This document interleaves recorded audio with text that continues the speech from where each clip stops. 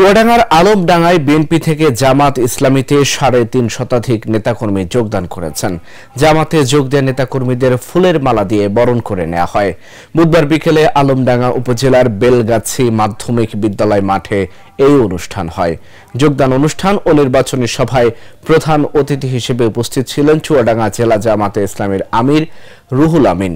এদিন আলমডাঙ্গা বেলগাছি ইউনিয়ন বিএনপির সহসভাপতি জাহিদুল ইসলাম সলক সহ ৩.৫ শতাধিক বিএনপি সহ সহযোগী সংগঠনের নেতাকর্মীরা আনুষ্ঠানিকভাবে জামাতে যোগদান করেন।